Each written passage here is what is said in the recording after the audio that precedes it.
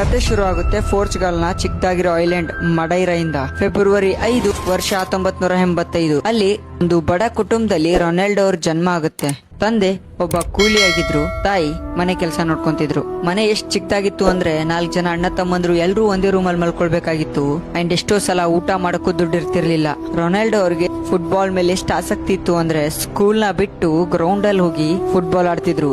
And ರಾತ್ರಿ ಮಲ್ಕೊಳ್ಬೇಕಾದ್ರೆ ಅದೇ football ಅನ್ನ ತಲೆದಿಂಬಿನ ತರ ಇಟ್ಕೊಂಡ್ ಮಲ್ಕೊಂತಿದ್ರು. ಅವ್ರಿಗೆ ಗೊತ್ತಿತ್ತು ಏನಾದ್ರೂ ಲೈಫ್ ಅಲ್ಲಿ ದೊಡ್ಡದಾಗಿ ಪಡಿಬೇಕು ಅಂದ್ರೆ ನೋವು ಅನುಭವಿಸ್ಲೇಬೇಕು ಅಂತ. 12 ವರ್ಷಕ್ಕೆ ಮನೆ ಬಿಟ್ರು. ತಾಯಿ ಕಣ್ಣಲ್ಲಿ ನೀರಿದ್ರೆ ಹೃದಯದಲ್ಲಿ ಬರೀ ಒಂದ್ ಕನ್ಸಿತ್ತು, ಒಂದಲ್ಲ ಒಂದ್ ದಿವಸ ಹೆಸರು ಮಾಡ್ಬೇಕು ಅಂತ. ಲಿಸ್ಬನ್ಗೆ ಹೋಗಿ CP ಯುವ ಅಕಾಡೆಮಿಗೆ ಸೇರ್ಪಡೆ ಆದ್ರು. ಆದ್ರೆ ಅಲ್ಲಿನ ಪರಿಸ್ಥಿತಿ ಕೂಡ ಅಷ್ಟೊಂದು ಈಸಿ ಆಗಿರ್ಲಿಲ್ಲ. ಇವ್ರು ದುಡ್ಡು ಇಲ್ದೇನೆ ಟ್ರೈನಿಂಗ್ ಪಡ್ಕೊಂತ ಇದ್ರು. ಅದನ್ನ ನೋಡಿ ಬೇರೆ ಪ್ಲೇಯರ್ಸ್ ಗಳೆಲ್ಲ ನಗಾಡ್ತಿದ್ರು. ಆದ್ರೆ ಅವ್ರು ಒಂದ್ ದಿವ್ಸನೂ ನೆಪ ಹೇಳಿಲ್ಲ. ಜಸ್ಟ್ ಆಡ್ತಾ ಹೋದ್ರು, ಅವ್ರು ಸುರಿಸ್ತಾ ಹೋದ್ರು. ಮತ್ತೆ ಅವ್ರು 16 ವರ್ಷದವ್ರು ಇರ್ಬೇಕಾದ್ರೆ ಅಂತ ಕ್ಷಣ ಬಂತು.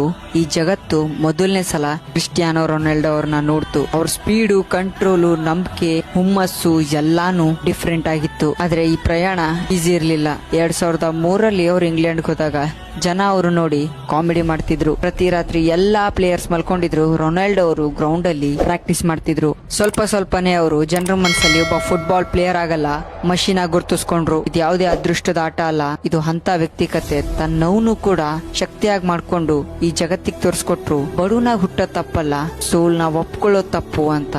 ಸೊ ಈ ರೀಲ್ನ ರೊನಾಲ್ಡೋ ಫ್ಯಾನ್ ಶೇರ್ ಮಾಡಿ. ನಿಮ್ಗೆ ಯಾರಿಷ್ಟ ಅಂತ ಕಮೆಂಟ್ ಅಲ್ಲಿ ತಿಳಿಸಿ.